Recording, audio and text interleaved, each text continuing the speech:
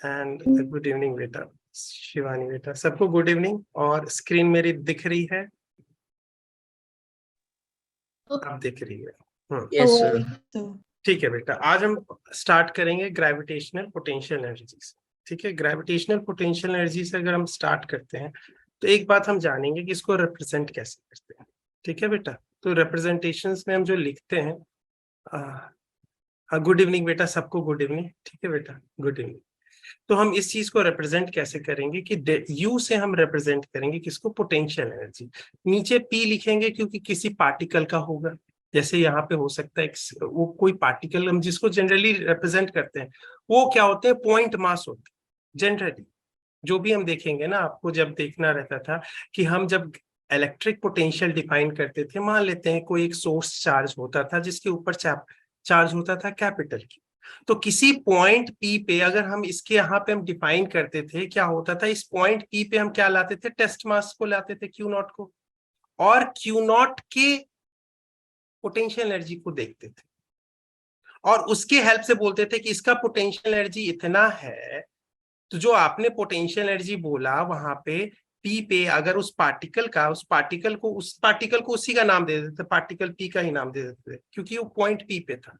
तो उस पार्टिकल का जो पोटेंशियल एनर्जी है डिवाइडेड बाय क्यू नॉट करते थे, तो वहां पे क्या दे देता था? वी एट पी, यानी पोटेंशियल एट दैट पॉइंट। याद है ना? ऐसे ही यही करते थे। ठीक है, तो यही सेम चीज हम देखते थे कि वो पॉइंट क्या करते थे? इस पॉइंट पी पे लेके आते थे कोई टेस्ट चार्ज क्यू नॉट को, और वो टेस्ट चार्ज जो होता था वो हम जानते हैं कि ये कैसे होते हैं? पॉइंट चार्ज होते हैं।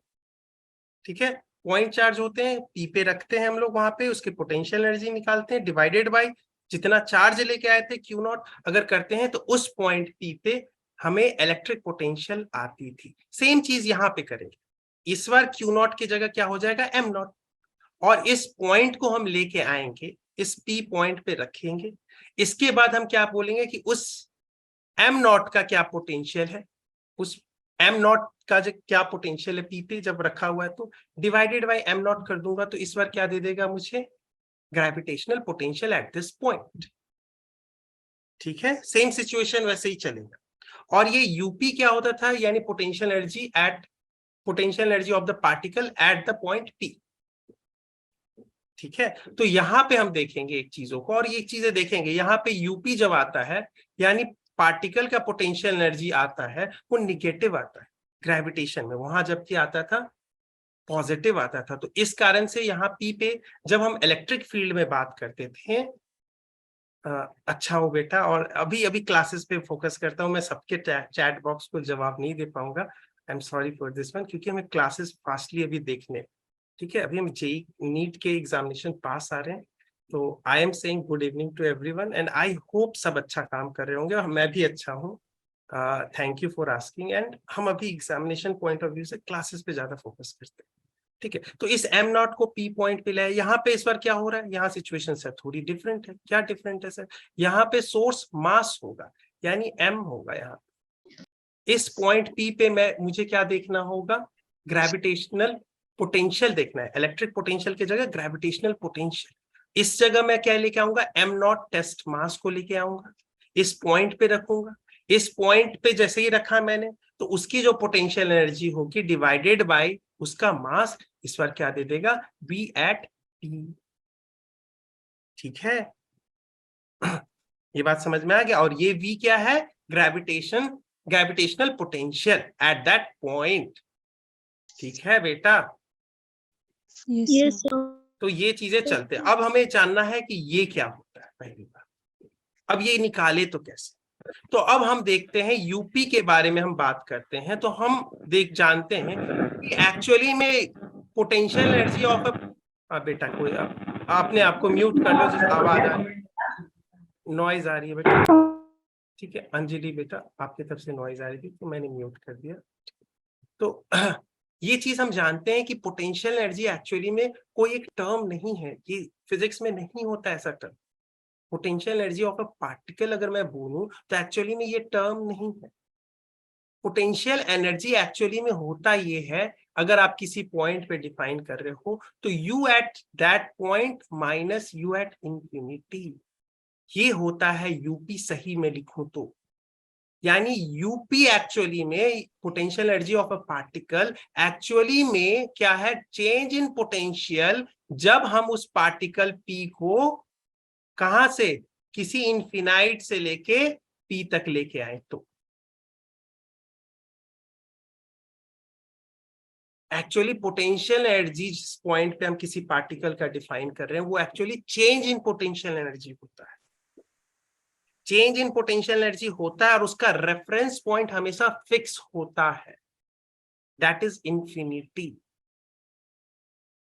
ठीक है, ये बात समझ में आ गया।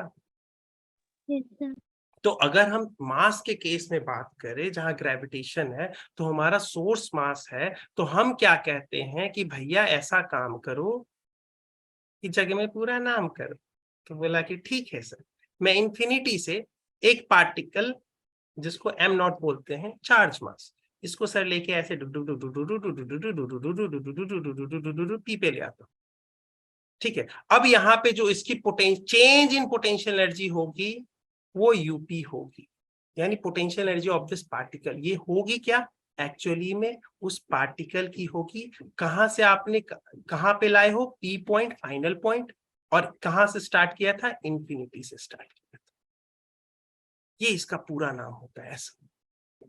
ये इसलिए क्यों नहीं लिखते, क्योंकि कॉम्प्लिकेटेड है, आपको समझने के लिए समझ में आना चाहिए कि इस पॉइंट पी पे इसका कोई टेस्ट मास है एम नॉट का, उसका पोटेंशियल एनर्जी हम डिफाइन करते हैं यूपी। इसका अर्थ होता है कि change in the potential energy कब से, उसके उस पार्टिकल एम नॉट में, कहां से, जब उसको इंफिनिटी से उठा के पी तक लाए हैं। ठीक है, या इसको एरो के टर्म्स में देखना चाहो तो इंफिनिटी से वो पॉइंट तक, पी पॉइंट तक लाने। ठीक है, तो अब यहां पे हम निकालते हैं, ये चीज यहां से उठा के यहां तक लाए हैं। अब हम वर्क एनर्जी थ्योरम लगाएंगे।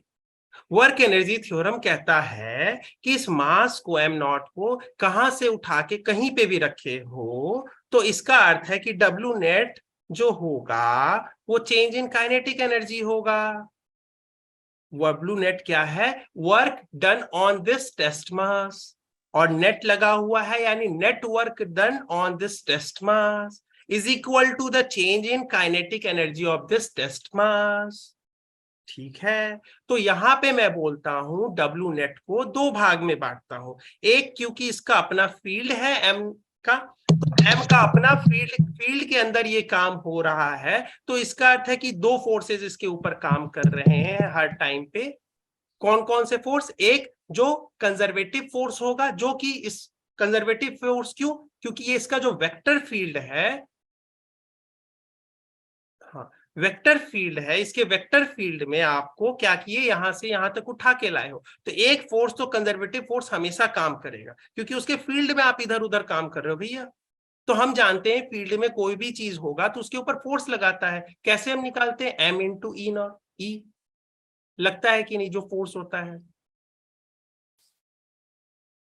ग्रेविटेशन में, ग्रेविटेशनल फोर्स, जब वही काम होता है जब आपके पास इलेक्ट्रोस्टैटिक में देखते हैं तो उस टेस्ट चार्ज के ऊपर जो फोर्स लगता है F E, that is equal to Q naught E. Q E बिल्कुल सेम दिख रहा है कि नहीं, दोनों की तरह सिमिलैरिटीज है। यहाँ ई जो है वो यहाँ पे ये सॉरी ग्रेविटेशनल फील्ड है, यहाँ पे ई कैसी है, ये इलेक्ट्रिक फील्ड है। तो यानी एक फोर्स तो ये ग्रेविटेशन वाला तो लगाते ही रहेगा क्योंकि इसके फील्ड में काम कर रहे हो, तो यानी work done by the conservative force. दूसरा कौन सा फोर्स लग रहा होगा, एक्सटर्नल फोर्स, जो कि आप किसी को, जैसे आपने इसको उठा के रख रहे हो, तो इसमें तो मैंने सिस्टम में किसको माना है, सोर्स मास को माना है और टेस्ट मास को माना है। बाकी सब इस सिस्टम के अगर सोर्स मास और टेस्ट मास अगर हम देखें, इसके अलावा बाकी सब पार्टिकल कैसे, एक्सटर्नल पार्टिकल, फॉरेन पार्टिकल। तो इसके अलावा और कोई अगर फोर्स लगाता है तो वो फोर्सेस एक्सटर्नल में काउंट होंगे। तो मानते हैं कि इंफिनिटी से आपको यहां पे नहीं लगाने की जरूरत पड़ेगी, वर्क यहां पे आपको करने की जरूरत नहीं होगी, हल्का सा पुश मार दोगे ना तो ये अपने आप पी पॉइंट तक आ जाएगा। लेकिन यहाँ पे पी पॉइंट पे आएगा तो इसके अंदर काइनेटिक एनर्जी भी रहेगी। तो हम मानते हैं कि इस प्रकार से कि हम इसको दो फोर्सेस लगाते हुए लेके आ रहे हैं, एक वर्क कंजर्वेटिव फोर्स होगा, एक एक्सटर्नल फोर्स होगा। इसको ऐसा मानते हैं कि delta K is equal to 0, यानी हम इसको यहां से उठाते हैं, पिक करते हैं और यहां जाके पुट कर देते हैं। आपने बॉल ऐसे हाथ से पकड़ा और उठा के ऐसे रख, तो यहां पे यानी पिक एंड पुट में डेल्टा के यहां पे 0, इसका डेफिनेशन हमने ऐसा ही बनाया है। ठीक है, तो यहां पे फिर हमें आता है WC plus W external is equal to 0, ये आ गया। अब यहां पे दूसरी ये चीज तुमने लिख दी। यहां से फिर हमें एक बात मालूम है कि work done by the conservative force is actually change minus time change in potential energy of that particle. कैसे सर, ये चीज आगे हम देखेंगे। चेंज इन वर्क, ये वर्क डन जो एक्चुअली आता है, ये work done by the conservative force हो क्या रहा है बेटा, यहाँ पे हम इसके पार्टिकल पे हर समय एक फोर्स लगा रहे हैं, दो फोर्स एक्ट कर रहे हैं, एक कंजर्वेटिव फोर्स और एक एक्सटर्नल फोर्स। और कंजर्वेटिव फोर्स और एक्सटर्नल फोर्स में हमेशा संबंध होगा, चाहे वो इलेक्ट्रिक फील्ड हो या ग्रेविटेशनल फील्ड हो, हमेशा एक संबंध होगा कि फोर्स जो एक्सटर्नल होगा वो always act upon, that is always minus time the force of conservative. तो मान लेते हैं कि यहाँ पे जो पार्टिकल इंफिनिटी से कुछ बीच में इंटरमीडिएट स्टेट में है, यहाँ पे आपके ऊपर यहाँ पे एक कंजर्वेटिव फोर्स लग रहा होगा जो कि ये इसके बराबर होगा, FC इसको कहते हैं। ठीक है, FC आपने बोला इसको। तो एक एक्सटर्नल फोर्स इसके अपोजिट में काम करेगा कि हमेशा ऐसा लगेगा, और दोनों के क्या होंगे, वैल्यूज सेम होंगे, W एक्सटर्नल। इससे क्या बेनिफिट होगा सर, देखो इसका अर्थ हो जाएगा कि दो ही फोर्स इसके ऊपर लग रहा है, तो F external plus F conservative actually क्या आ रहा है, 0 आ रहा है। यानी इसके ऊपर दो ही फोर्स लग रहे हैं, तो यही तो F नेट हो गया सर। यानी उसके ऊपर नेट फोर्स क्या है, 0 है सर। जब नेट फोर्स 0 है, जब नेट फोर्स 0 है तब काइनेटिक एनर्जी 0 रहेगी, क्योंकि नेट वर्क डन 0 होगा। तो आप उसको ऐसे ला रहे हो कि यहां पे, और देखो ये F एक्सटर्नल चेंज हो रहा है, ऐसा नहीं कि कांस्टेंट फोर्स है। यहां पे अगर आपके आते हो तो फोर्स कंजर्वेटिव अलग वैल्यू हो जाएगी, इसकी तो अलग वैल्यूज हो जाएगी, सेपरेशन R के ऊपर डिपेंड करता है, तो R अलग हो गया, तो वो फोर्स अलग हो जाएगा। लेकिन F एक्सटर्नल उसी समय आपको रीएडजस्ट कर लेगा और कहेगा कि हम दोनों ऐसा लगेंगे कि उसके ऊपर नेट फोर्स 0 बना के रखेंगे। तो यहां से अगर आपने हल्की सी वेलोसिटी, जस्ट थोड़ी सी डेल्टा V दे दी, तो ये हमेशा डेल्टा V के साथ ट्रेवल होते रहेगा कि नहीं, क्योंकि नेट फोर्स अगर उसके ऊपर 0 है तो न्यूटन सेकेंड लॉ कहता है कि वो चीज अगर वेलोसिटी जिस वेलोसिटी से थी उसी से चलते जाएगी। तो हमने रास्ता में अश्योर किया कि इसके ऊपर नेट फोर्स 0 लग रहा है और P पे लाके रख दिया हमने। तो यानी इसका अर्थ यहां से हो जाएगा, फोर्स यहां से, ये देखिए यहां पे इसको यहां से वो चीज आ जाएगी, सेम चीज आ जाती है, लेकिन ये जो रिलेशन है आपको हमेशा समझ के रखना है, यही होगा। अभी के लिए इसमें और आएगा, चीजें तो दिख जाएगी इसमें। ठीक है, तो ये दो केसेस आपने मान लिए कि फोर्स एक्सटर्नल क्या होगा, जो आपको फील्ड जो फोर्स लगा रहा होगा उसके हमेशा वो अपोजिट लगाते रहेगा। ठीक है, तो यहां से मैं लिखूंगा work external is equal to, इस केस में दिस इज इक्वल टू, ये मैं इधर ले जाऊंगा तो क्या हो जाएगा, पॉजिटिव डेल्टा, यानी पार्टिकल का जो पोजीशन ये हुआ है, पार्टिकल का जो चेंज इन पोटेंशियल एनर्जी हुआ है वो actually work done by the external force हुआ है। ये बात वही है। अगर मान लेते कि आपने यहां से ड्रॉप कर दिया होता, हल्का सा वेलोसिटी ड्रॉप कर दिया होता, वर्क एक्सटर्नल क्या होता, 0 होता। आपने तो उसमें बीच रास्ते में फोर्स नहीं लगाया, तो आपने फोर्स नहीं लगाया तो ये सिर्फ ऐसे जाती। अगर उस केस का देखते हैं, डब्ल्यू नेट लगाते, जहां पे आपने क्या किया, हल्का सा धक्का लगा के छोड़ दिया और ये अपने आप यहां से आती, यहाँ पे रहती, P पे आती। लेकिन उस समय क्या होता, केस देखते हैं, delta K is equal to 0, work net वाले, ये तो थ्योरम हमेशा सब पे चलेगी। तो इसका अर्थ है सर कि आपने यहाँ पे फिर इसको बांटोगे दो पार्ट में, आपने तो अब बीच में रास्ते में फोर्स लगाया नहीं, ये तो 0 है, तो ठीक है ये 0 होगा। यहाँ पे इसका अर्थ हो जाएगा work conservative force is equal to delta K. यहाँ पे इसको क्या मैं लिखूंगा, यहाँ पे फिर मैं लिखूंगा इसको माइनस डेल्टा U, यानी यहाँ पे आ जाएगा minus delta U। Work done conservative force हमेशा माइनस डेल्टा U याद रखना है, माइनस डेल्टा U। यानी यहाँ पे इसको फिर सिंप्लीफाई करूंगा सर, तो यहाँ हो जाएगा delta K plus delta U is equal to 0। इसका अर्थ हो जाएगा सर डेल्टा अगर आप कॉमन मतलब ऐसे समझिए, डेल्टा कॉमन नहीं आता है, इसको अगर आप फर्दर मॉडिफाई कीजिएगा तो आ जाएगा के एफ माइनस के आई, और इसको लिखिएगा यू एफ माइनस यू आई, ऐसे लिख के लिखिएगा तो ऐसे भी आ जाएगा, ऐसे भी आ जाएगा। ठीक है, तो delta K plus U is equal to 0, यानी change in total energy of the particle is 0।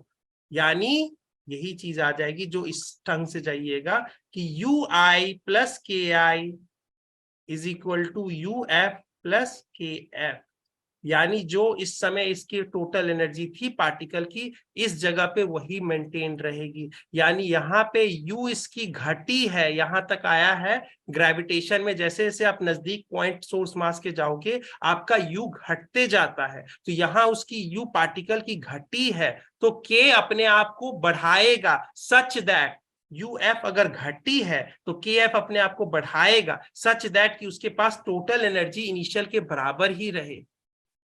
तो यहाँ पे पार्टिकल फिर आएगा तो कुछ काइनेटिक एनर्जी होगी। लेकिन जब हम पोटेंशियल ऐसे डिफाइन करते हैं जहां पे सीधे सीधे हमें ये लाना है, वर्क डन को हम यहाँ पे क्या कर दिए, 0 कर दिए। इस केस में हमने वर्क डन एक्सटर्नल फोर्स लगता रहा है, इस टाइम में वो एक्सटर्नल फोर्स लगता रहा है हर टाइम पे। तो ऐसे केसेस आपके पास आएंगे, क्वेश्चंस में आएंगे, इस चीज को मैं आगे मॉडिफाई करके दिखाऊंगा। ठीक है, लेकिन आपका बेसिक प्रिंसिपल कैसे चल रहा है वो यही चलेगा, वर्क एनर्जी थ्योरम और फील्ड के कारण कैसे आ रही है। ठीक है, तो ये रिलेशन आपको हमेशा याद रखना है कि change in potential energy of a particle अगर आप कहां से कहां तक लेके जा रहे हैं, इनिशियल से कोई फाइनल पॉइंट तक लेके जाएंगे, तो that is equal to the minus work done by the conservative force. तो अगर मैं आपको ये बोल दूं कि ये पार्टिकल, ये सोर्स मास है, आपको ए पॉइंट से मैं बी पॉइंट तक ले गया हूं, तो आपको मैं बोलूंगा कि what is the work done by the conservative force, तो आपको क्या सोचोगे, इसका चेंज इन पोटेंशियल एनर्जी निकाल लेता हूं, कहां से ए से बी तक जो जाएगा तो उसके लिए change in potential in of the particle निकाल लूंगा, वो इसका आंसर होगा। अब ये देखते हैं work done by the conservative force ऐसा कैसे आया है, ये कैसे आ गया डेल्टा यू के बराबर वर्क डन, क्योंकि हमने इसको डिफाइन ही ऐसे किया है। नेक्स्ट में देखेंगे सोर्सेज में कि मानते हैं कि अभी सोर्स है, अभी हमारे पास टेस्ट मास है जिसको M2 कह रहे हैं, इसको हम पहले इनिशियली कुछ कहीं पोजीशन पे था तो उसका UI है। UI मतलब आप समझ रहे हो ना, UI मतलब क्या है, हमने इसको अब इसको बार बार हम यहाँ पे ये नहीं बोलेंगे कि इंफिनिटी से लेके आते हैं, हमने पहले ही अब बना लिया, UI को मैंने बना लिया है कि क्या होगा, इस पॉइंट पे है, P पॉइंट पे है, तो इसका अर्थ ये है कि उस पार्टिकल का पोटेंशियल एनर्जी जिस पॉइंट पे है P पे कहां से लाके आए हैं, स्टार्ट किए हैं, वो है, इसका अर्थ ये है।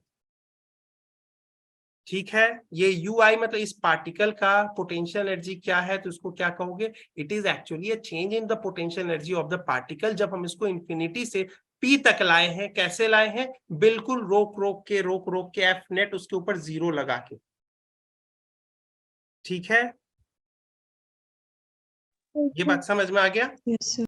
अभी धीरे धीरे क्वेश्चंस में क्लियर होंगे। ठीक है, तो अब यहाँ पे ये है, दूसरे जगह ये M2 कहां पे चला गया, अब दूसरे पोजीशन पे चला गया। अब देखिए इसके रिस्पेक्टिवली RI था और इसके रिस्पेक्टिवली RF है, तो हमने कहां से स्टार्ट किया, मानते हैं A पोजीशन से। A पोजीशन का जो पॉइंट A का जो पोजीशन वेक्टर था इसको RI कहते हैं, यानी पोजीशन वेक्टर कह लो, या इनके बीच में सोर्स मास और इसके बीच में सेपरेशन ऐसा था, RI था, और अब यहाँ पे आ गया है तो RF हो गया, तो अब पॉइंट बी पे आ गया है। तो आपसे पूछूं कि चेंज इन पोटेंशियल एनर्जी क्या होगा, तो that is UF minus UI and this is equal to the minus times the work done by the conservative. अब देखते हैं ये कैसे आता है, ये आता कहां से, अब इसको तो हमने लिख दिया, ये रिलेशन हमने बना दी, क्या बोला कि ये बोलते हैं कि डेल्टा U आप कहां से कहां तक लेके आए किसी पार्टिकल का। ठीक है, यहाँ पे डेल्टा U अब बात कर रहे हैं, क्योंकि अब यहाँ से A से B तक चली गई, यहाँ पे अपना UI आएगा, डिफाइन आएगा, अगर A पे था तो उसके लिए UI होगा कॉरस्पॉन्डिंग, अगर B पे है तो यहाँ पे इसके लिए UF होगा कॉरस्पॉन्डिंग वैल्यू। ठीक है, तो चेंज इन अगर मैं यहां से उठा के यहां तक लाया हूं फील्ड में, कोई दो पॉइंट से, अब इंफिनिटी से नहीं उठा के ला रहा हूं, किसी दो पॉइंट से, पॉइंट A और कोई पॉइंट B, अगर उठा के मैं रख रहा हूं तो change in potential energy in taking the particle from A to B when it is at A, पहले sorry B, this is equal to the minus times work done by conservative force. ये हमने define कर रखा था। Conservative force के द्वारा work क्या होगा, इसका अर्थ है कि जो फोर्स कंजर्वेटिव फोर्स लग रहा होगा, जो कंजर्वेटिव फोर्स लग रहा होगा डॉट डी आर, यही होगा, यही होगा कि नहीं।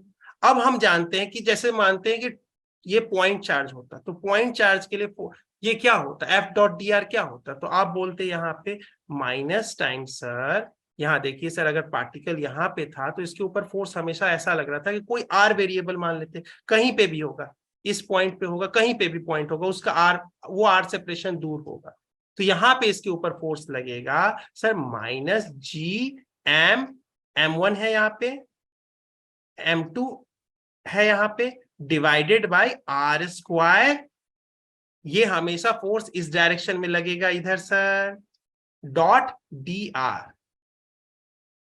और ये वाला सेंस के लिए, ये वाला जो आपको यू आई के लिए करना रहेगा, अगर मान लेते यू आई के लिए रखता तो यू आई के लिए क्या लिखते यहाँ पे, ए, आप कहां से लाते, इंफिनिटी से स्टार्ट करके ए पॉइंट पे लाते, तो ये आपका यू आई होता, और ये वर्क डन बाय कंजर्वेटिव होता, और फिर इसको आप कहां से कहां स्टार्ट करते, इंफिनिटी से पॉइंट ए तक। और जब इसको आप सॉल्व करोगे, देख लेना यहाँ डॉट प्रोडक्ट है, F dot D R, F हमेशा इधर लग रहा है, डी आर भी इधर लग रहा है, दोनों का डॉट प्रोडक्ट होगा तो हमेशा 1 होगा। उसके बाद जब आप निकालोगे लास्ट में, आपको ये सॉल्व करने के बाद ये आंसर आता है, देखो ए से बी लाए और बीच में कहीं किसी पॉइंट आर पे हमने निकाला, सब आर पॉइंट के लिए हमने निकाला, सारे जगह के लिए। यहाँ पे आर पॉइंट से हमने क्या किया, डी आर लिया, लेंगे क्योंकि हम ला रहे हैं यहां से यहां तक। हमने बोला है कि एक रास्ते में कोई एक छोटा सा डी आर लेते हैं, उसके ऊपर यहाँ पे फोर्स कितना लग रहा था, अगर वो निकाल लेंगे तो छोटा सा वर्क आ जाएगा डी डब्ल्यू, और इसी डी डब्ल्यू को इंटीग्रेट कर दूंगा तो डब्ल्यू आ जाएगा, कहां से कहां तक के लिए, बी से सी से, यहां से सी से बी तक के लिए, ठीक है। तो ये चीज लास्ट, ये लास्ट में आपको याद रखना है, ये चीज छोड़ दीजिएगा, ये लास्ट में आपको रिजल्ट याद रखना, ये आता है, ठीक है। तो इसको मैं यहां से सिंप्लीफाई करूं तो यहां लिखूंगा delta U of the particle taking कहां से, आपको ये देखिएगा हमेशा डेल्टा यू जब लिखा रहेगा तो इसका अर्थ होता है, ये होता है डेल्टा, डेल्टा यू मतलब कहां से कहां तक, आपको R1 से पहले स्टार्ट किए थे ना, तो R1 था और दूसरा लास्ट में R2 आया था, इसको R1 टू R2, तो इसका आपको यहां से आ रहा है, कैसा आ रहा है, G M M1 M2 by 1 by R1 minus 1 by R2। अब इसको हम कैसे याद रखेंगे कि ये सिंपल सी बात है, ये सर हमेशा याद रखेंगे, ये तो हमेशा ऐसा होता है, डेल्टा यू ऐसे लिखा है, ये होगा क्या होगा, यानी sir you of the particle at इनी फाइनली कहां पहुंचा है, R2 पे। अब कैसे याद रखेंगे, ऐसे याद रखेंगे, यू ऑफ द पार्टिकल कहां था इनिशियली, RI पे, यानी ये क्या हो गया आपके लिए, UF हो गया, और ये क्या हो गया, UI हो गया।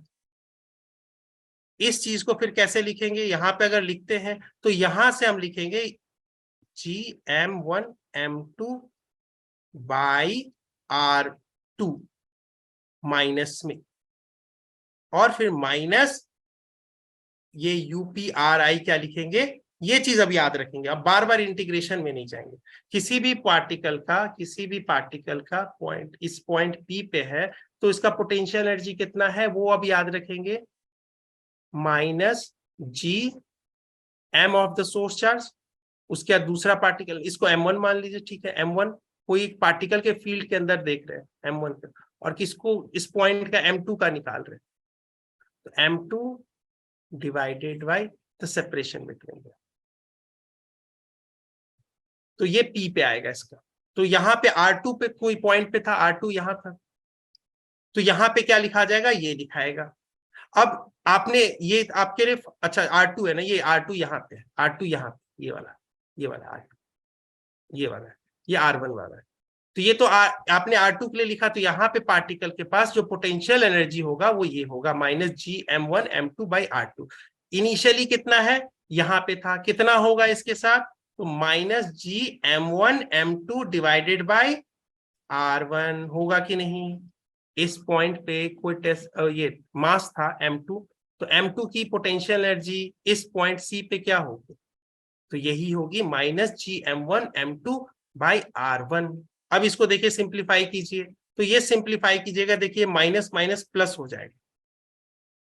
और ये चीज देखिए यहाँ पे मैंने इस फॉलो किया है, delta U is equal to UF minus UI का रूल फॉलो किया है, ये चीज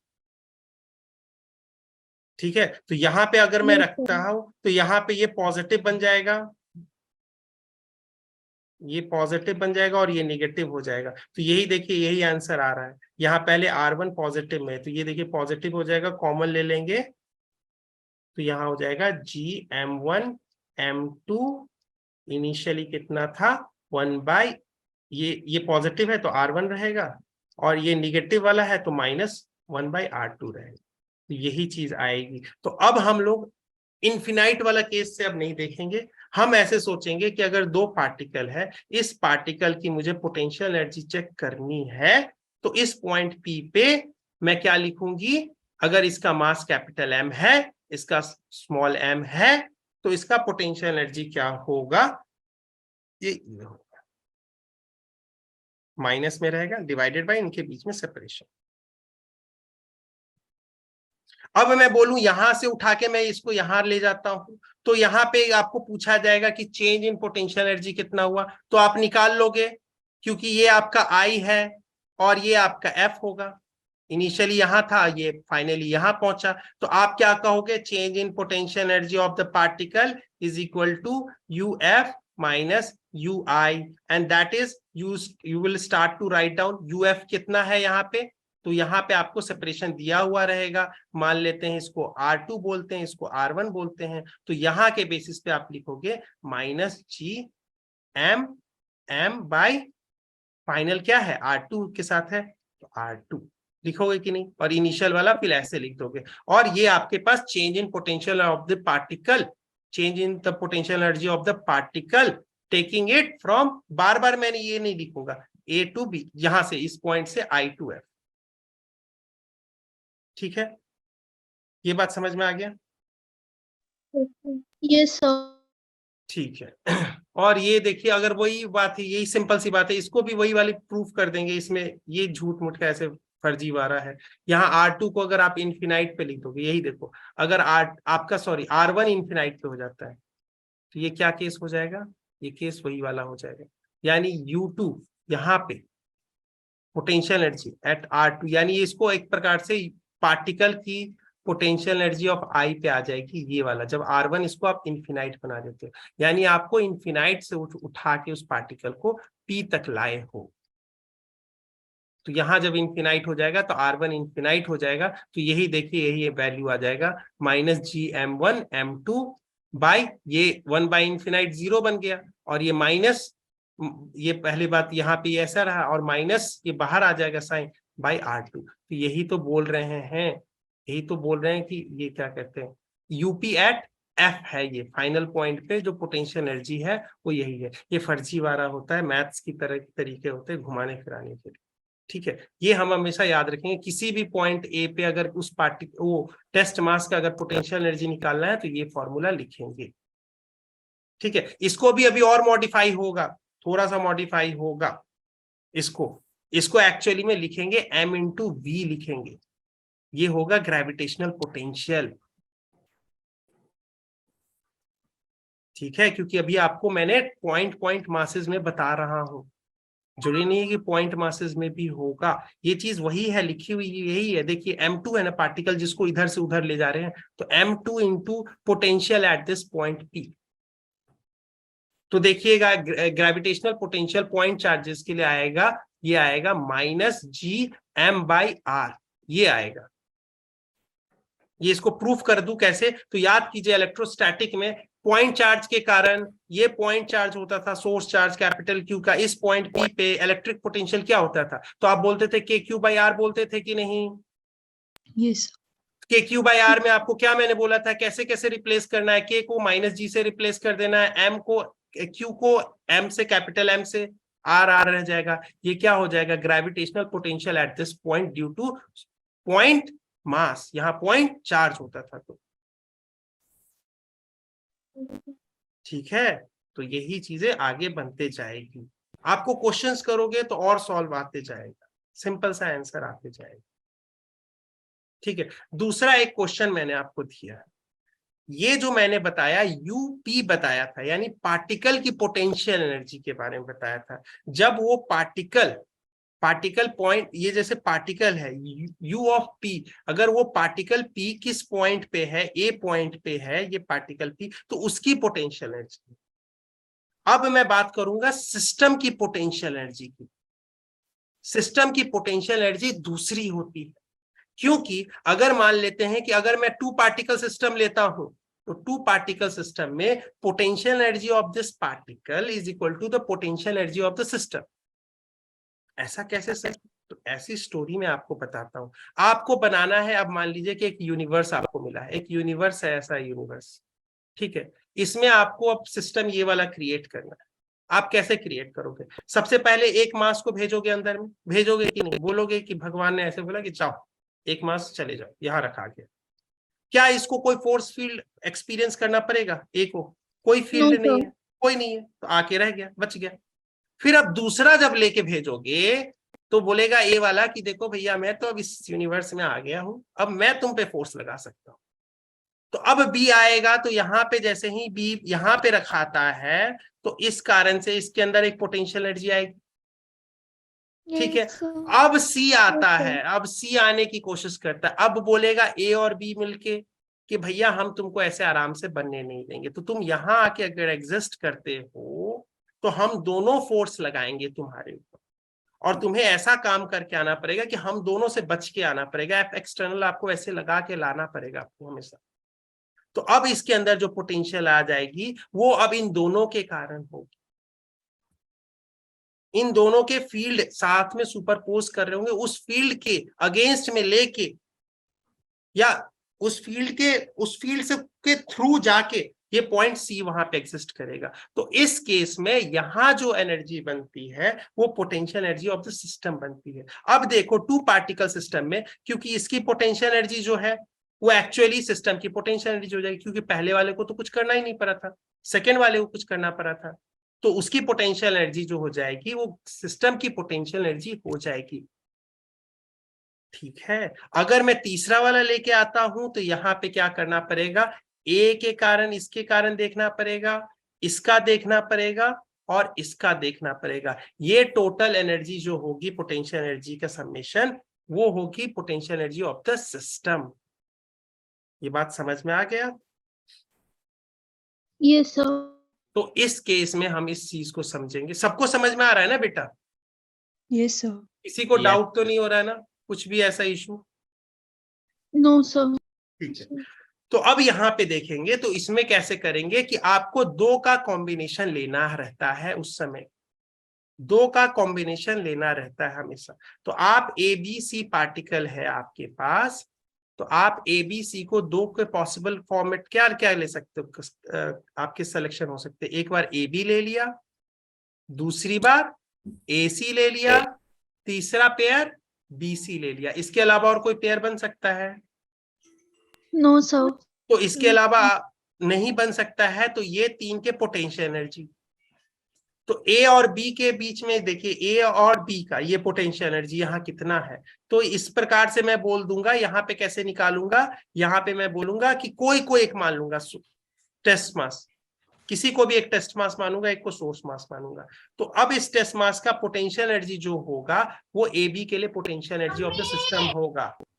ठीक है, तो यहाँ पे मैं बोलता हूं ए को सोर्स, ऐसे मानिए, ऐसे सोचिए, ये एक फील्ड, एक ऐसा पार्टिकल है, अब ये इसको यहाँ पे रखा हुआ है इस सिस्टम में, ये एक सोर्स मास है और ये टेस्ट मास, एक दूसरा मास इसका रखा हुआ है बी पॉइंट पे। कितना ग्रेविटेशनल पोटेंशियल इसका होगा बी का? तो आप बोलोगे कि सर होगा आपके पास माइनस जी एम इसका मास, दूसरे वाले का मास, डिवाइडेड बाय इनके बीच में सेपरेशन। तो आप देखिएगा ये लिखा हुआ equilateral triangle of side length D दे रखा है, तो सबका डी होगा इक्विलेटरल ट्रायंगल। तो यहां क्या हो जाएगा, डी। ठीक है, अगर उल्टा भी काम कर सकते हो, ये इसमें कोई दिक्कत नहीं होगा। इसी को मान लो कि एम के इस सिस्टम में मान रहे हो, ए बी वाले सिस्टम में, कि एम आपके पास ये वाला सोर्स मास है, ए को लेके आए हैं और यहां रखा हुआ इस पार्टिकल के अंदर, एम मास वाले पार्टिकल के अंदर जब पॉइंट ए पे रखा हुआ है, तो इसके अंदर जो पोटेंशियल एनर्जी होगी वो ऐसे लिख दो, बात बराबर होगा। अरे बेटा म्यूट कर। अरे कौन है, म्यूट कर लो, क्लास डिस्टर्ब। हाँ है, हाँ क्लास होती है डिस्टर्ब सिमरन बेटा। अब यहां बताओ एसी वाला देखना है, एसी में कैसे देखेंगे, ये रहा। बताओ यहां पे क्या लिखेंगे एसी में, बताओ। Minus G M M upon D. और यहाँ पे क्या लिखेंगे, same, minus G M M upon D. ये क्या हो गया, potential energy of the system हो गया, ये सिस्टम की है। ठीक है, तो ये आंसर आना चाहिए, नहीं आएगा तो बेइज्जती हो जाएगी हमारी।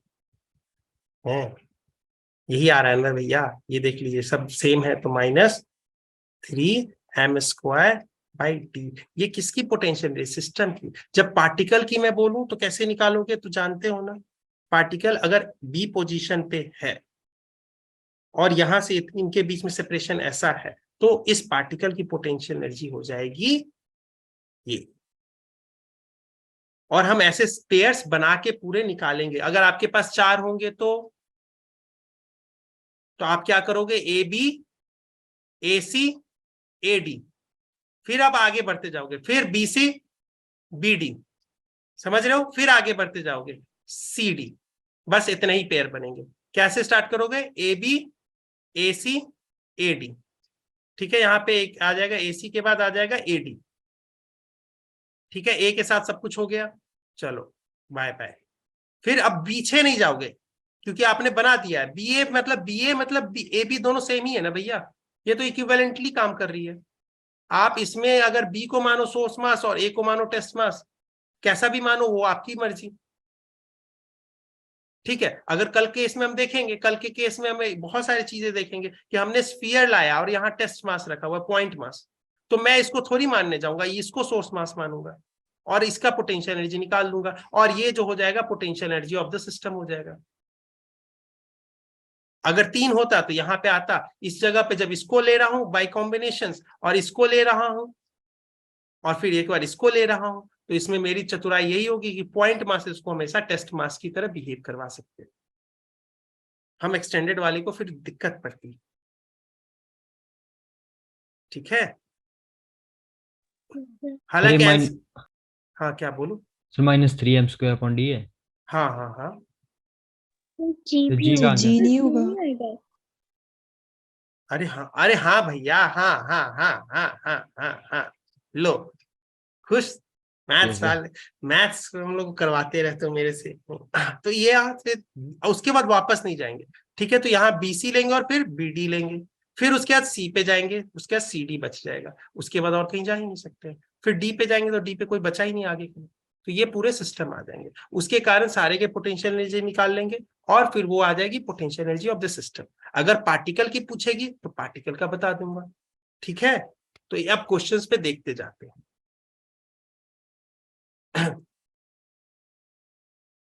सर आप ही तो नीट वालों को मैथ्स पढ़ाते रहते हो, हैं मैथ्स वाला, हाँ मैथ्स थोड़ा सा मैथ्स कहाँ पढ़ाता हूँ मैं नीट वालों को। अच्छा तुम लोग बोल रहे हो कि मैं ही तो मैथ्स का सोर्स हूँ, अदरवाइज कहाँ से, तुम लोग में तो मैथ्स की तो वो है ना क्या, तो वो थोड़ा कम ही रहता है ना, तुम लोग को मैथ्स जैसे सब्जेक्ट है रहता, तो मैथ्स तो मेरे ही थ्रू आ रहा है, बात तो सही है। ठीक है, ये वाला क्वेश्चंस करने से पहले मैं आपको एक बार प्रीवियस, चाहे छोड़ दो, मैं आपको प्रीवियस ईयर्स के क्वेश्चंस पेपर दे दूंगा, PYQ में आप देख लेना। PYQ में बहुत सारे ऐसे क्वेश्चंस हैं जहां पे आपको दिया हुआ है कि बहुत सारे क्वेश्चंस ऐसे दिए हुए, पार्टिकल्स की पोटेंशियल निकालो, ये निकालो, आगे देखते हैं, काम होगा तो आपको दिखाऊंगा। ठीक है, इसके ऊपर देखिए फिर दूसरा क्वेश्चन क्या आता है। एक ये क्वेश्चन में देखिए मैं कैसे आपको वही कॉन्सेप्ट रखना चाहता हूँ। A mass of a spaceship is 1000 kg. It is to be launched from the Earth's surface out into the free space. Out in the free space मतलब इसको कहां तक पहुंचा देना है मुझे, इंफिनिटी तक पहुंचा देना है।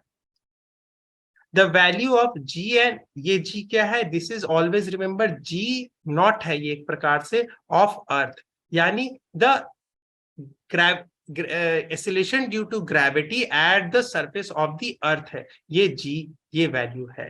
ठीक है, ये जी नॉट हम लोग इसको ऐसे बोलते हैं अपने भाषा में, जहां हम लोग फॉर्मूलाज ड्राइव कर रहे थे, इसको बोला था G naught of the earth, क्योंकि हमने जी का फॉर्मूला निकाला था, तो वहां G at any point of the planet, किसी प्लैनेट पे, किसी भी पॉइंट पे प्लैनेट का कोई प्लैनेट ए मानते हैं, ठीक है, तो वो लिखते हैं जी not of A by 1 plus H by R whole square, small r, नहीं capital R, sorry capital R whole.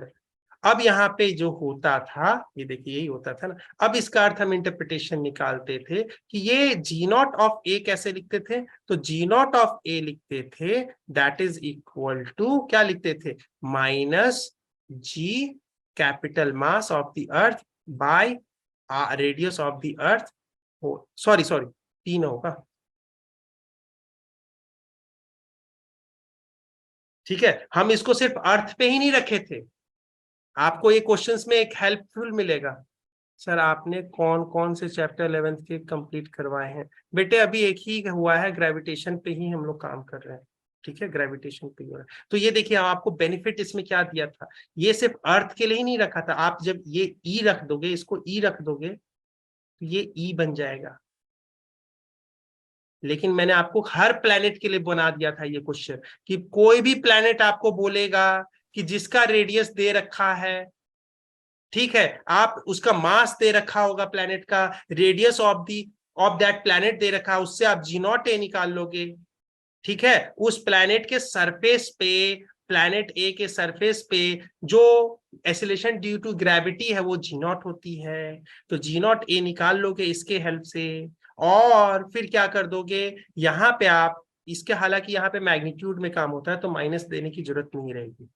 ठीक है, तो ये हो जाएगा जी एम, यहाँ पे आप रख दोगे और यहाँ से फिर क्या ले आओगे, यहाँ पे ये वैल्यू दिया हुआ है, ये वैल्यू दिया हुआ है, तो किसी भी प्लैनेट के, अगर मान लेते हैं पॉइंट ए, यहाँ पे ये प्लैनेट ए है, सॉरी प्लैनेट ए है, अब इस किसी भी पॉइंट जो कि h डिस्टेंस दूर होगा वहां पे एक्सेलरेशन ड्यू टू ग्रेविटी ये हो। ठीक है, तो मैंने सिर्फ अर्थ के लिए नहीं निकाला था, आपके लिए कोई भी प्लैनेट के लिए निकाल दिया था, आप इसके हिसाब से डेटा भरते जा रहे। ठीक है, Yes, sir. आप 1+ सारे चैप्टर करवाओगे क्या? नहीं बेटा, इतने दिन में कंप्लीट पॉसिबल है क्या? है 11th के, देखो अभी के टाइम में ना चैप्टर कंप्लीट पे मत जाओ, मेरा भी आपको अप्रोच अभी अच्छा नहीं लगता, क्योंकि मैं आपको पढ़ा नहीं रहा, मैं नहीं पढ़ा रहा हूँ, आपको ट्रिक्स बता रहा हूँ क्वेश्चन सॉल्व करने के लिए।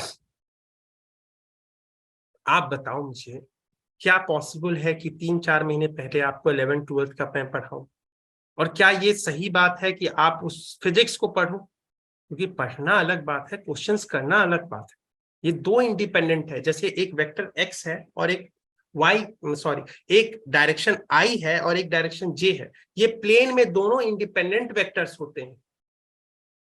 हम हर वेक्टर्स को इसी के टर्म्स में लिखते हैं, i और j के टर्म्स में लिखते हैं। क्यों नहीं जाके इसको फिर फर्दर रिजॉल्व कर पाते हैं? आई वाला इंडिपेंडेंट है, इसी के लिए वो अपना अलग एंटिटी रखता है, जे वाला अपना इंडिपेंडेंट है, इसी के लिए वो अपनी आइडेंटिटी रखता है। इससे हम सारे वेक्टर्स को डिफाइन कर सकते हैं जो इस प्लेन में एग्जिस्ट करते हैं, अगर मैंने ऐसा कर दिया तो सर आपने मेरा आंसर नहीं दिया। तो यही बातें होती है एग्जामिनेशन में परफॉर्म करना। आई मतलब आपके लिए नॉलेज वेक्टर होता है, जे मतलब एप्लीकेशन स्किल होता है, ये दोनों मिलके आपको डिफाइन करेंगे। ये टाइम होता है जब तक ले आप जब 11th-12th में हो तो इसको स्ट्रॉन्ग बनाओ। जे वेक्टर यानी application of this questions during the examination. ये भी एक अलग स्किल है, ये दोनों इंडिपेंडेंट स्किल है। कई बच्चे ऐसे होंगे, कहते होंगे कि मुझे फिजिक्स में आता है, समझ में आता है, क्वेश्चंस नहीं कर पाता हूं क्योंकि आपका जे वेक्टर छोटा है। तो ये दोनों को मैं इस पे काम कर रहा हूं। आप एग्जामिनेशन के 3 महीने पहले मैं इस पे काम कर रहा हूं, ठीक है? तो इस चीज को आप समझिएगा और पढ़ते रहिएगा, कोई निराशा की बात नहीं है। मेरे लिए अच्छी बात क्या होगा कि अगर आप आज कुछ जानते हो उसमें ऐड ऑन कर पाते हो, वो मेरे लिए जीत होगी, ना कि आप रिजल्ट ला के दे रहे हो कि नहीं। वो तो आप करोगे, आप अपनी जिम्मेदारी समझोगे, लेकिन एज अ टीचर मेरे लिए ये इंपॉर्टेंट है कि अगर आपने किया तो कुछ नॉलेज में तो ऐड ऑन हुआ, एप्लीकेशन स्किल में तो ऐड ऑन हुआ, तो मेरे लिए वो सक्सेस होगा। तो देखिए यहाँ पे बेटा हमने आपको क्वेश्चंस रखा है ऐसा कि एक मास ऑफ अ स्पेसशिप है, ये 10,000 kg का है। It is to be launch from the earth surface out into the free.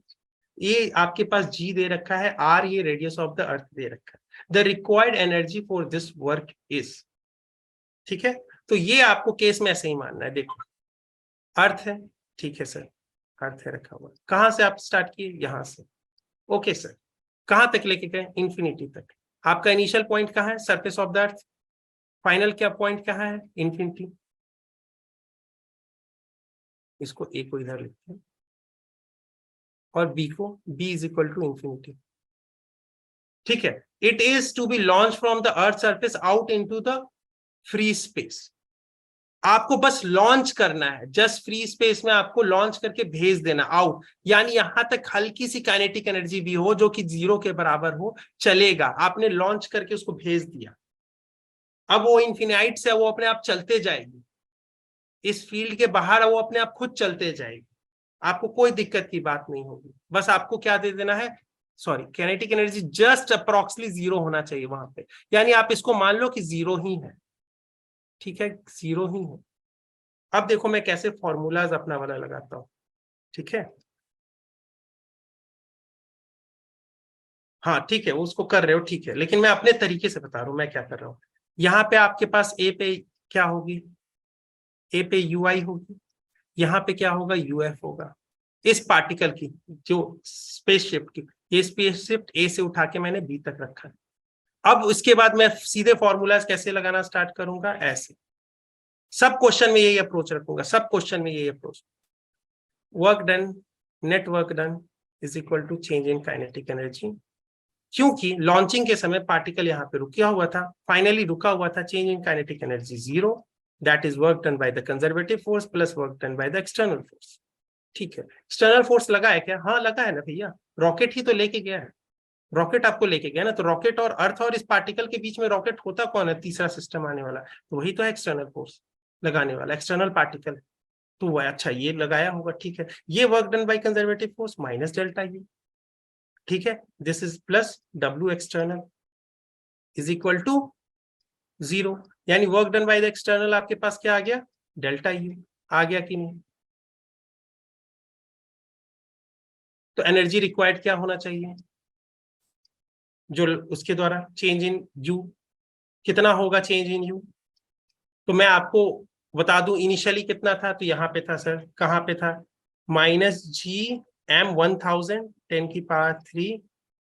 अच्छा एक और बात, डेल्टा यू, ठीक है? Delta U, UF minus UI लिख देंगे इसको।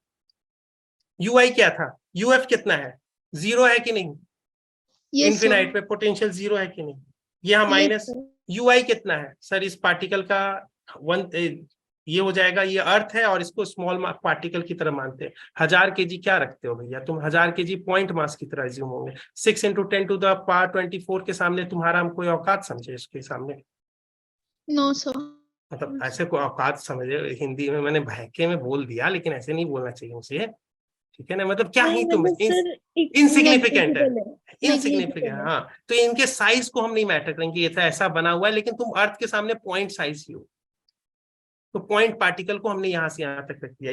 इनिशियली कितना होगा आपके पास? ये हो जाएगा, देखिए माइनस, और इनिशियली आपके पास था minus G mass of the Earth 6 × 10⁻24 kg, ऐसा यूनिट में है, कोई बात नहीं, दिक्कत ऐसा यूनिट में सब रखते जाएंगे। इसका कितना? 10⁻3 और ये सेपरेशन उस समय कितना था जब पार्टिकल का था, तो आर ऑफ द अर्थ यानी कितना है 6400 किलोमीटर। 6400 किलोमीटर ऐसा यूनिट में नहीं है, किलोमीटर में को मीटर में कन्वर्ट करना पड़ेगा।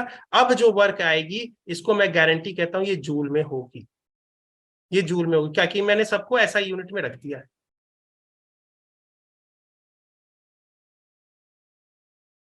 ठीक है, अब इसका एक और एप्लीकेशन अब ऐसा होता है। अब इसमें देखिए एक और चीज क्या हो, बहुत अच्छी चीज आती है, वो ये है कि आप देखिए जी का वैल्यू रखना पड़ेगा।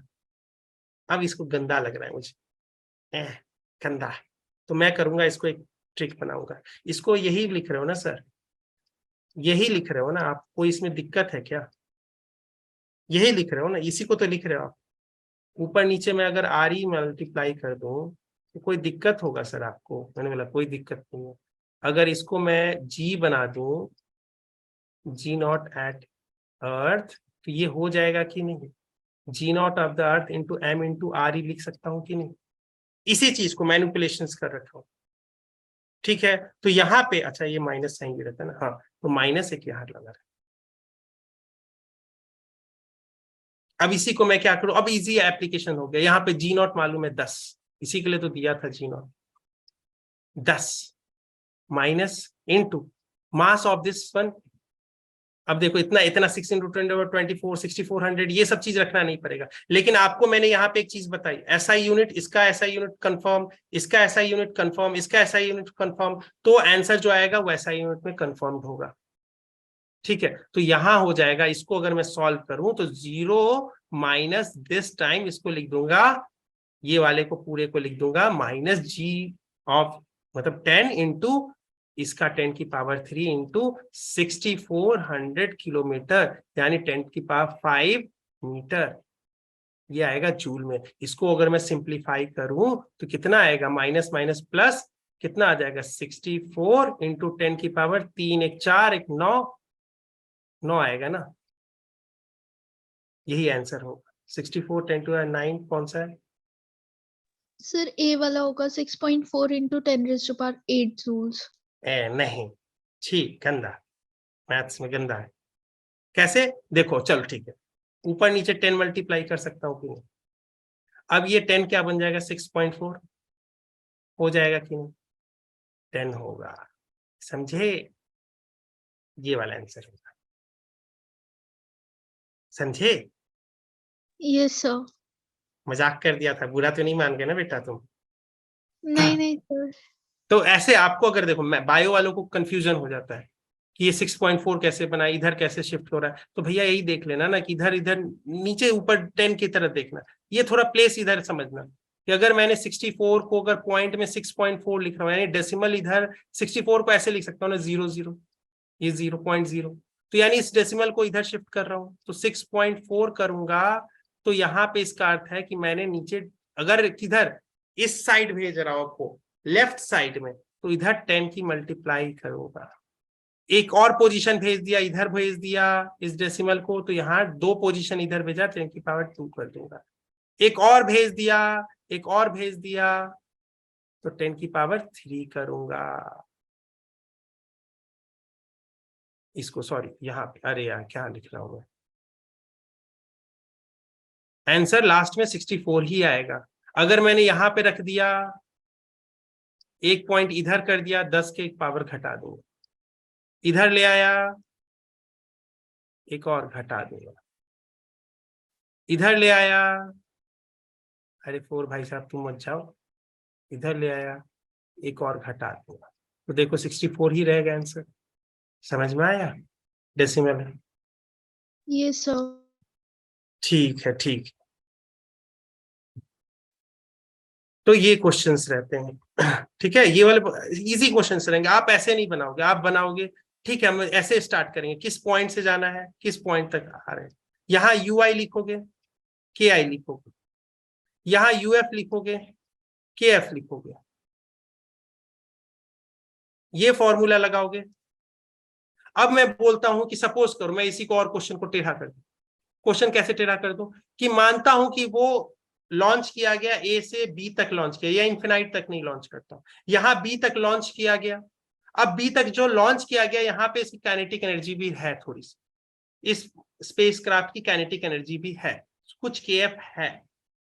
तो आप उस समय फॉर्मूलाज कैसे लगाते, सेम चीज, यहाँ पे के आई लिखते, यहाँ पे यू आई लिखते, यहाँ पे यूएफ लिखते, वहां पे तो यूएफ जीरो नहीं होता जब तक इंफिनिटी नहीं होता है, तो वहां पे यूएफ लिखते, यहाँ पे फिर क्या बनाते, फिर ये थ्योरम लिखते कि सर अच्छा आपने उठा के लेके गए होंगे, मानता हूं बीच में कुछ भी होगा, एक्सटर्नल फोर्स लगा होगा नहीं लगा होगा कैसे हुआ होगा, मुझे ये चीज बात करूंगा, लेकिन सबसे पहले मैं लिख दूंगा W net is equal to change in kinetic energy.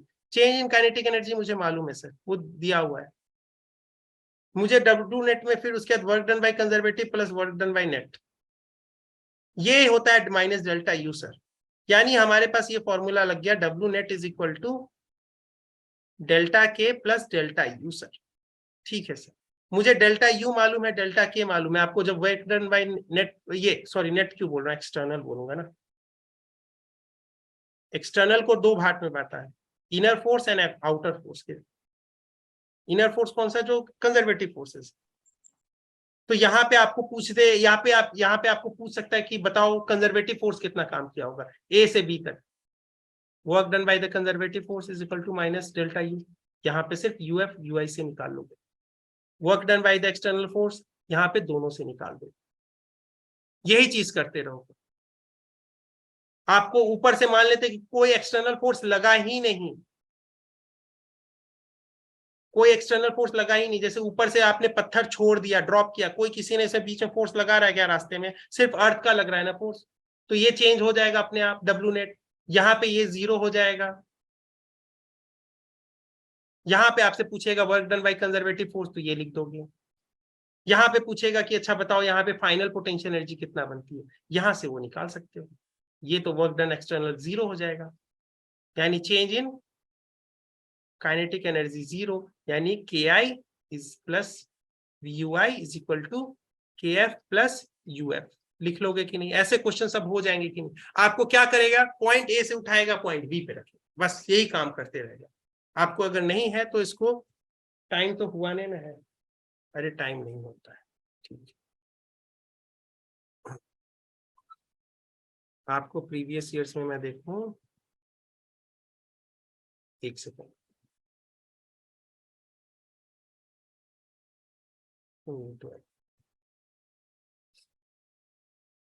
इस क्वेश्चंस में देखो, अब मैं आपको दिखाता हूं कैसे क्वेश्चंस इसमें लग रहे हैं। ग्रेविटेशन पोटेंशियल, अब देखो बढ़ते जाओ, work done to raise a mass m from the surface of to height h, find what is the equal which is equal to the radius, क्या क्या लिखा है, the work done to raise a mass m from the surface of the earth to a height h which is equal to the radius of the earth। अच्छा, h is equal to re है, तो work done is, यही question पूछ रहा है, यही बात है, h तक लेके जा रहा है, हाइट रेज किया गया, इसमें बस आपको याद रखना है कि के एफ यहाँ पे जीरो है, work done raise to this one, इसका आंसर देख लो आप, यही सेम चीज चलती जाएगा। ये देखो आप इसका देखोगे 32 वाला, हाँ देखो, work done by this one is equal to change in potential energy, किसके द्वारा, work done by the conservative force. यही क्वेश्चंस लगते रहेंगे।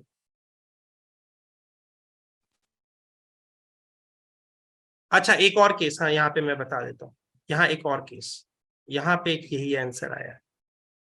अब मान लेते हैं कि यहाँ पे एक चीज आती है, हाँ इसको हटा देते हैं, इसको हटा दो क्या, नहीं रखने देता हूँ, थोड़ा सा इसको डुप्लीकेट करके, स्लाइड डुप्लीकेट करके इसमें डिलीट कर दिया। अब इसमें एक और चीज, आपने मानते हैं कि वर्क डन क्या होता है कि आप उठा के लेके जा रहे हैं, जैसे एक्सटर्नल फोर्स जा रहा है, तो वहां पे जब आप डब्ल्यू नेट लिखोगे तो इज इक्वल टू, आपने एक दूसरा केस क्या बना हुआ है कि आपने यहां से उठाया यहां तक रेज करके रख दिया, यहाँ पे काइनेटिक एनर्जी का चेंज कितना होगा, जीरो हो, आपने उठाया पिकअप पिक किया एंड पुट कर दिया, यानी यहाँ पे जस्ट ले जाके ऐसे रख दिया, तो इस केस में डेल्टा के जीरो होता है। इस केस में आपको याद रखिएगा डब्ल्यू कंजर्वेटिव, यही लिखिएगा तो बात समझ में आते जाएगा।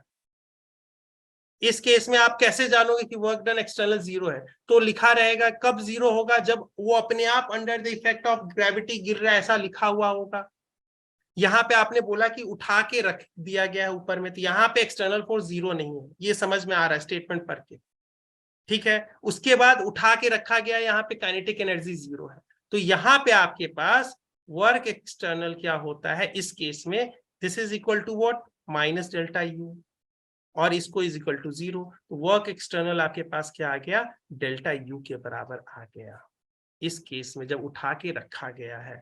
तो देखिए इस केस में गौर से देखिए इस क्वेश्चन को, सेम क्वेश्चन किया गया 32 का, 32 वाला में का देखिए, ये वाला क्वेश्चन है, work done by the external is equal to change in potential energy. सीधे रखा है, पोटेंशियल एनर्जी निकाला है, आपको मैंने बोला था यू आई रखिएगा, यूएफ रखिएगा, इसको सीधे सिंप्लीफाई कीजिएगा। आ गया है यहाँ पे, फॉर्मूलाज रखते गए हैं, फिर यहाँ पे आर और एच के बाद सिंप्लीफाई किया है कुछ, R H is equal to R रखा है, सिंपल सिंप्लीफिकेशन है ये चीज है, ठीक है ना। आर प्लस एच वाला फॉर्मूला लगा के फिर एच का वैल्यू रखा है इज इक्वल टू आर, ये लास्ट में निकाला, यही आ गया। है कि नहीं? सिंपल है कि नहीं? समझ में आ रहा है कि नहीं? समझ में आ रहा है कि मैं बताऊं? Yes sir. समझ में आ रहा है? देखिए और क्वेश्चन देखिए, ऐसे ही चलेगा, आपको यही चलेगा। इसका दूसरा क्वेश्चन हम लेते हैं, ये वाला क्वेश्चन 2013 वाला 35। A body of mass m is taken from the earth surface to a height equal to the twice of the radius of the earth surface. The change taken मतलब पिक एंड पुट कर दिया गया है, ठीक है। इस बात को समझ रखिएगा। इसके बारे में सबसे पहले आते हैं क्वेश्चंस, पहले अर्थ बनाएंगे, अर्थ के कौन से पॉइंट से कहां तक जा रहा है, उसके ui, पहले ki और kf के बारे में सोचेंगे। तो a body of mass m is taken from the, taken मतलब जीरो वेलोसिटी से उठा के उसके रख के, उसको ऐसे उठाए हैं, वो रखा हुआ था, टेकन उठाया रख दिया, from the earth surface to height, और जाके to height twice the radius of the earth के पास जाके रख दिया। Change in potential energy is equal to, बना देंगे, सिंपल सी बात है, यूएफ माइनस यूआई लिख देंगे, change in potential energy that is equal to potential energy. Initially क्या था वो जानते हैं, फाइनली क्या है वो जानते हैं, ये आंसर कर देंगे। क्वेश्चंस जो भी रहेंगे सब यही रहेंगे। 33 भी पढ़ लेते हैं। At what height from the earth surface the gravitational potential and the value, अच्छा ये ग्रेविटेशनल पोटेंशियल एक वर्ड यूज किया, उसका आगे हम देखेंगे। सेम यही question, a body of mass is placed on the earth surface which is taken from the height this one, the change in the gravitational, अब देखिए body of mass m is placed on the earth surface which is taken from the earth surface to a, ये क्या, a body of mass m is placed on earth surface which is taken from the earth surface to a height h is equal to 3r। अच्छा, अरे ये गंदा English अच्छी से नहीं लिखा। A body of mass m placed on the earth surface, अच्छा ठीक है ये बोलना चाह रहा, एक body of mass m, body of mass m है लिखा हुआ है, इस प्लेस m, यहाँ फुल स्टॉप, वो उस m के बारे में कमेंट कर रहा है, is placed on the earth surface, is placed on the earth surface which is now this particle which is taken from the earth surface to a height h is equal to 3r। तो इसको मैं उठा के यहां ले जा रहा हूं, जो कि कितना है इसके बीच में सेपरेशन, 3r के बराबर है। तो अब देखिए यहाँ पे अगर मैं सॉल्व करूं, यहाँ पे मैं के टेकन एंड पुट है, तो के आई और के एफ 0 0 है, तो ये 0 और ये भी 0। दूसरा यू एफ यहाँ होगा, कहां से, ये इनिशियल पॉइंट था, ये इनिशियल पॉइंट ये था, फाइनल ये था। अब ये लिख दे रहा है कि what is the, then the change in the potential energy is, change in potential energy is always equal to uf minus ui। अगर ये लिखूंगा तो uf मेरे पास कितना है, तो यहां सिंपल सी बात है, uf है हमारे पास g mass of the earth into mass of this particle small m divided by r, यह कितना है इनिशियली re है, तो ये हो गया इसका ui। और uf क्या है, uf है, अच्छा यूएफ है कि नहीं, नहीं नहीं यूएफ नहीं है, यूएफ नहीं है, एक सेकेंड, ये आपका यूएफ हो जाएगा, आपका हाइट h3r है ना, तो यानी 4 हो जाएगा, राइट, 4 हो जाएगा, 4r समझ में आ रहा है क्यों हो जाएगा? Yes sir. ये यहाँ से रेडियस तो देखिए, तो ये 4r हो जाएगा, माइनस इनिशियली क्या था, तो ये हो जाएगा minus G M E into M by R E. इसको थोड़ी चतुराई करेंगे, चतुराई क्या करेंगे, आर से मल्टीप्लाई करके और फिर उसके बाद फर्दर सिंप्लीफाई करके देखो, और ये माइनस माइनस प्लस हो जाएगा, तो यहाँ पे हम सिंप्लीफाई करते जाते हैं, जी बना देंगे इसको, ठीक है, ये इधर उधर मल्टीप्लाई करके आर ई ऐसे मल्टीप्लाई कर दिया, आर ई। अब ये हो जाएगा जी कॉमन आ जाएगा, ये ले लेते हैं, उसके बाद पहले ये आ जाएगा पॉजिटिव टर्म, तो इसमें से कौन सा बच जाएगा, तो ये हो जाएगा m इंटू आर ई। देखिए मेरा थोड़ा मैं फास्टली कर रहा हूँ, ये आप अपना आराम से कीजिएगा, m इंटू आर ई, यहाँ पे क्या हो जाएगा, ये माइनस में रहेगा, G M M by R square को कॉमन ले रखे हैं, m रह जाएगा इंटू बाई 4 रह जाएगा इसका, और आर ई रह जाएगा, आर ई को भी कॉमन ले लेते हैं, तो आपके पास आ जा रहा है m minus M by 4 that is m minus M by 4 that is 3/4 m R E into G, ये आ जाएगा, तो इसका आंसर कोई है 3/4 m g आर ई। देखिए 37 का सी आंसर आना चाहिए, नहीं आएगा तो घोर बेइज्जती। अरे कहाँ चला गया भैया, भूल जाते हैं, अरे यार इसमें भी दिक्कत है। कितना था भैया, 34 का था, 34 37 था, 37 का सी आंसर आना चाहिए।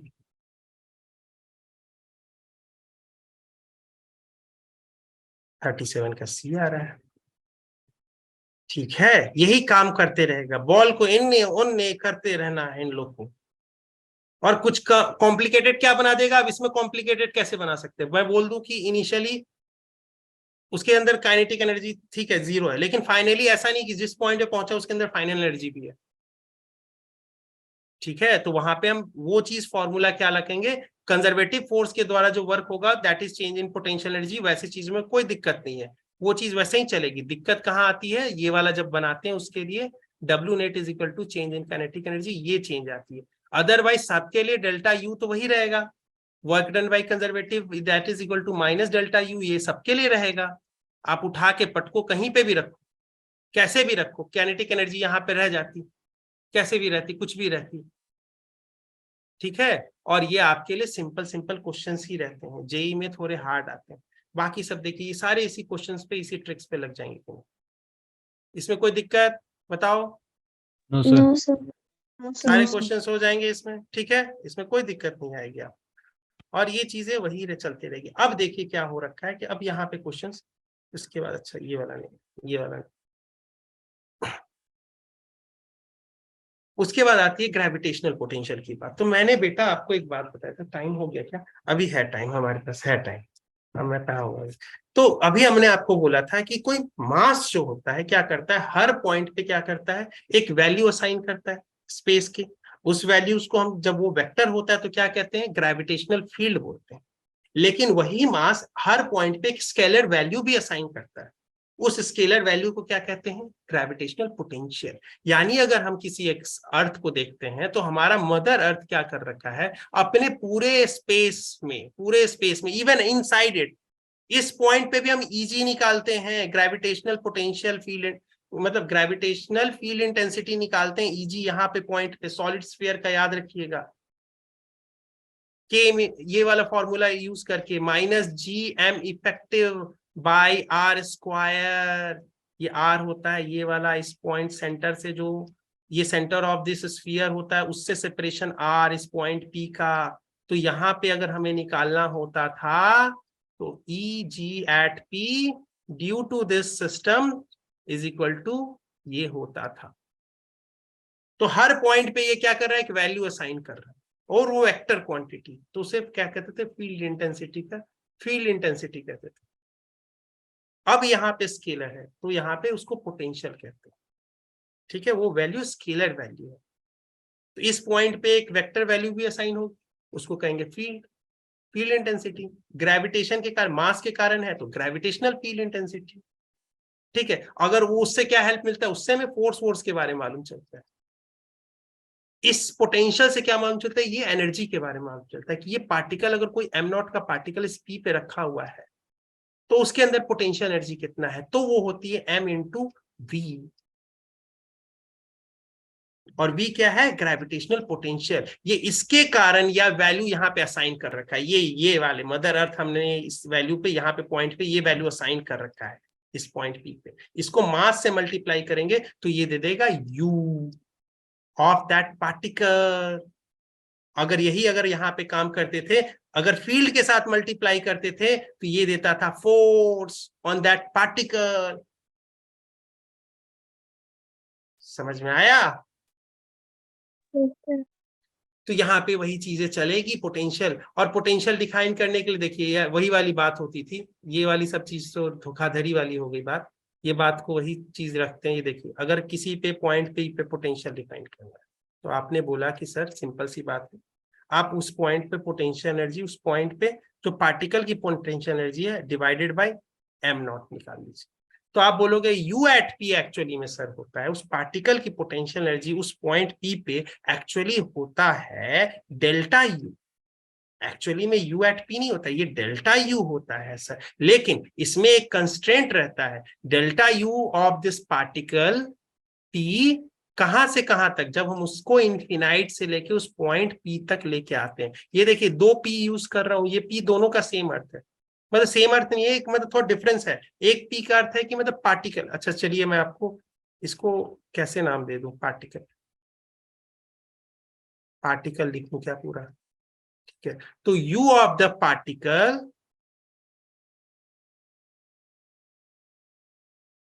ठीक है ना, ये समझ गए ना, पार्टिकल लिखा हुआ है delta u of the particle, जब उसको इनफिनाइट से लाके p तक रखा गया था, तो दैट डिवाइडेड बाय m0 ये होता है।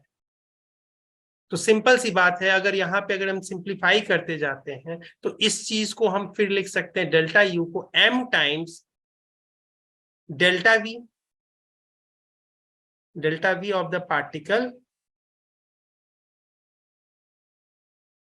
सॉरी डेल्टा v पॉइंट का होता है, डेल्टा v ये तो पार्टिकल हमने बाहर निकाल दिया इनफिनाइट से p तक लाने तक का, और डिवाइड ये m0 ही है, और ये कैंसिल आउट हो जाती है। और ये देखिए v डेल्टा p मतलब पॉइंट का पोटेंशियल, ये सॉरी डेल्टा p, अब ये मत लगाइए, p मत लगाइए, मास आपने बाहर निकाल लिया है, अब मास इंडिपेंडेंट इसको क्वांटिटी को बना दिया। तो डेल्टा v आप कहां से कहां तक, इनफिनाइट से p तक लाने में देख, तो यहाँ पे आप फिर फर्दर मॉडिफाई करोगे, ये लिखोगे vp माइनस v इंफिनिटी।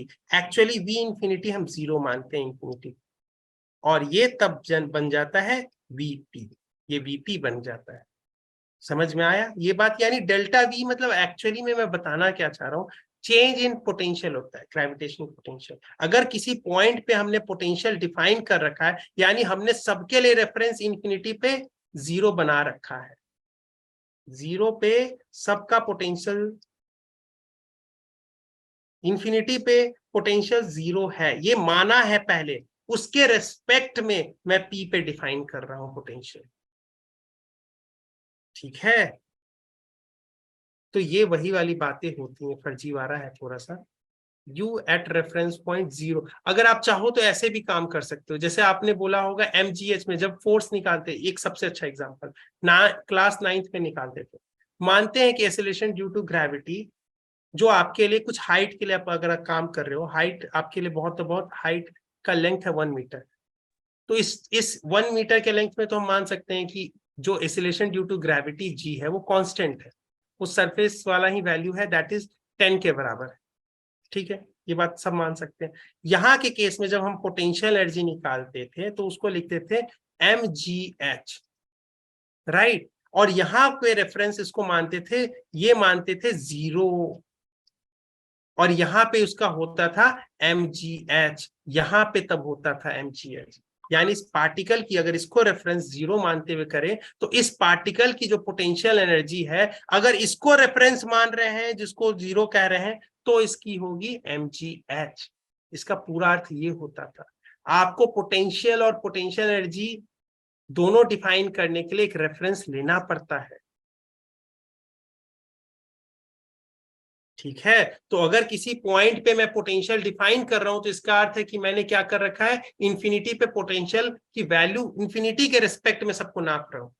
समझ रहे हो, इंफिनिटी पे पोटेंशियल क्या है, v एट इंफिनिटी 0 है, ठीक है। और उसके रिस्पेक्ट में हर पॉइंट को मैं डिफाइन करता हूं v एट vp, जिसको बोलता है किसी भी पॉइंट पे, ठीक है। ये बात समझ में आया? Yes, sir. तो ये वाला देखो, और यहाँ पे कैसे निकाल के लाते हैं, यहाँ पे अगर आपके पास आता है तो अभी आपको ट्रिक वैसे ही बताते जा रहा हूँ, ज्यादा मैं वैसे नहीं लगाऊंगा। देखिए, gravitational potential due to mass capital M, point mass, अभी आपको इसको मान ले तो पॉइंट मास M, तो उसके अगर r डिस्टेंस पे अगर मुझे एक पॉइंट P है, यहाँ पे पोटेंशियल डिफाइन करनी है, किसके कारण, कैपिटल M के कारण, और ये कैपिटल M कैसा है, पॉइंट मास है। तो अगर इस P पे डिफाइन करनी है तो उसके लिए ये आता है। और इसी को अगर मैं v को अगर मैं मल्टीप्लाई कर दूं m0 से, अगर दूसरा मास ये लेके आया हूं m0, अगर यहाँ पे रखा हुआ है, और इस p पे अगर मैं इस vp के साथ m0 को मल्टीप्लाई कर दूं, तो ये हो जाएगा potential energy of this m0, इस पार्टिकल की, ठीक है। Yes, sir. Yes, sir. सबके लिए जल्दी जल्दी ऐसे देखेंगे कि यहाँ पे, और ये दूसरी चीज ये वाली आती है आपको, पोटेंशियल एनर्जी और E के बीच में संबंध। अच्छा, आपका टाइम हो गया। देखिए, मैं आपको एक बात बता देता हूँ, यानी ये सोर्स मास यही है ना, सोर्स मास ही ना सब कुछ E और V दोनों बता रहा है हर पॉइंट पे, E और V पॉइंट असाइन कर रहा है इस पॉइंट पे। तो E और V आपस में डिपेंडेंट है, ये इंडिपेंडेंट क्वांटिटीज नहीं है कि अपने मन से यहाँ पे E रख लिया, ये सोर्स चार्ज, अपने मन से V भी रख लिया, ऐसा नहीं है। E और V आपस में डिपेंडेंट है और उनका संबंध ये बताता है, ठीक है। तो आपको ये भी, अगर आपको E दे रखा हो तो आप V भी निकाल सकते हो। अगर आपको V दे रखा हो तो एक क्वेश्चन ऐसा भी आएगा, जैसे कि मैं दिखाता हूं यहाँ पे, ये चीजें तो चली जाएंगी।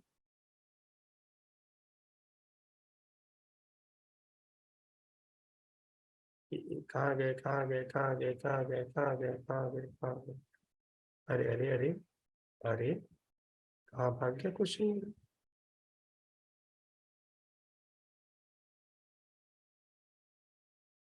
ये रहा। अच्छा, दूसरे पेज में ये, अगर आपको V मालूम है तो उस पॉइंट पे E लिखने के लिए क्या करोगे, इसके बीच में भी संबंध है, आप E निकाल सकते हो, और E तब आपके पास ये रहेगा। यानी उस पॉइंट पे, किसी पॉइंट P पे ग्रेविटेशनल फील्ड इंटेंसिटी निकाल सकते हो, अगर आपके पास function V as a function दिया हुआ हो। तो इस पॉइंट पे आप जेनरिक ये फॉर्मूलाज भी निकाल सकते हो, EXYZ, यानी ग्रेविटेशनल पोटेंशियल, ये ग्रेविटेशनल फील्ड इंटेंसिटी इस रीजन के लिए, इस रीजन के लिए, किसी भी पॉइंट XYZ के लिए जो निकाल सकते हो ये होगा। और ये आप इससे भी निकाल सकते हो अगर ये दिया हुआ होगा तो V। हमने वो केस इलेक्ट्रिक में भी देखी, इलेक्ट्रिक पोटेंशियल्स में देखा है वहां पे। अच्छा, मैम आ गई हैं, मैम बोल रही है कि, मैम मेरे को बोल रही है कि मेरा क्लास मत खाइए सर। सर मैंने जी। ऐसा कुछ नहीं कहा, मैंने बस इतना बोला, मैं आ अच्छा गई। अच्छा अच्छा, मैं मैनिपुलेट करूं तो सही नहीं, नहीं आप मैनिपुलेट करके बहुत चीजें, ठीक है एक भी ठीक बच्चे को नहीं करा मैनिपुलेट मैंने। है। अच्छा, मुझे तो एक्स्ट्रा क्लास होगी। एक्स्ट्रा क्लास का मुझे नहीं मालूम, केमिस्ट्री के लिए बेटा, Yes, sir. केमिस्ट्री के लिए मुझे तो नहीं आइडिया है, मैं पूछ लूंगा सुनील सर से, आपको आलम सर बता सकेंगे आपको ये चीज का, ठीक है, मुझे अरे आइडिया। सुनील में अभी 8:30 तक अपडेट कर देंगे अगर होगी क्लास हाँ तो। हाँ हाँ, 8:30 तक आ जाएगा, फिर ठीक है। तो ये अभी तक हमला देखा, हम कोई भी पढ़ा नहीं रहा हूं मैं कोई चीजों को, मैं सिंपली सही ढंग से बताऊं तो आपको एप्लीकेशंस लगाना सिखा क्वेश्चंस पे, ठीक है, वो तरीका कैसा है आपको धीरे धीरे आएगा। अभी आपको पहले दिन क्वेश्चंस लगाओगे बैठ के, अच्छा सर ने बताया था इस पॉइंट पी से स्टार्ट करना है, इस पॉइंट तक जाना है, इस पे के आई लिखता हूँ, के एफ लिखता हूँ, यू आई लिखता हूँ, यू एफ लिखता हूँ, बस इतना ही काम करता हूँ और क्वेश्चन पढ़ता हूँ। क्या पूछ रहे भैया? चेंज इन पोटेंशियल एनर्जी पूछ रहे हो, अच्छा delta U F, delta U निकाल दिया, ये रहा, ये पकड़ो। क्या नहीं पूछ रहे हो? Work done by the conservative force पूछ रहे हो, माइनस डेल्टा यू लिख के आंसर दो। अच्छा भैया क्या पूछ रहे हो? डब्ल्यू एक्सटर्नल, ठीक है, वो वर्क नेट वाला फॉर्मूला बनाया है। एक बात याद रखेंगे, जब इनिशियली और फाइनली काइनेटिक एनर्जी जीरो होती है उस केस में हमेशा work done by the external forces equal to change in potential energy होता है। देखा हुआ है। मैम 2 मिनट लूंगा, बस 2 मिनट, ठीक है, सॉरी मैम। हाँ जी सर, कोई बात नहीं।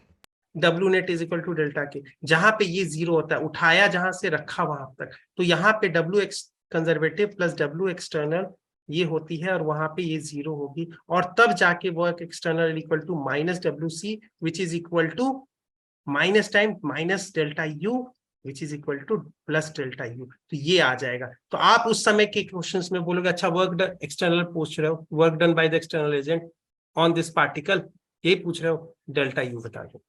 अगर कहीं कहीं पे ट्रिक आप लोगों में नहीं, मेन जेई में करता है ये चीज कि डेल्टा के जरूरी नहीं कि हर जगह जीरो रहे, तब वहां पे अगर मान लेते डेल्टा के रह जाता है, तब आपके पास क्या हो जाता है, फॉर्मूला बन जाता है, ये रह जाएगा, तो उसके बाद यहाँ पे आएगा ये, क्योंकि इधर आएगा तो ये हो रहेगा माइनस माइनस और इधर हो जाएगा प्लस, ठीक है, plus delta you plus delta के भी रहता है। तब वहां पे क्वेश्चन में वर्क डन बाय अच्छा एक्सटर्नल पूछ रहे हो, ठीक है, ये निकाल लेंगे क्योंकि आपको यूआई और यूएफ सब कुछ निकाल के बैठे हुए हो। ठीक है, क्वेश्चंस का बस पढ़ते जाना है। पिक एंड ड्रॉप वाला है कि दे दिया गया, यहां से कुछ क्वेश्चंस ऐसे होंगे कि इनिशियली यहाँ पे अर्थ के सरफेस से कुछ वेलोसिटी देके छोड़ दिया गया, आपको मालूम है एक्सटर्नल एजेंट उसमें है नहीं, दे के छोड़ दिए, यूआई मालूम है, के आई मालूम है, यूएफ मालूम है, के एफ मालूम, चल जाएगा।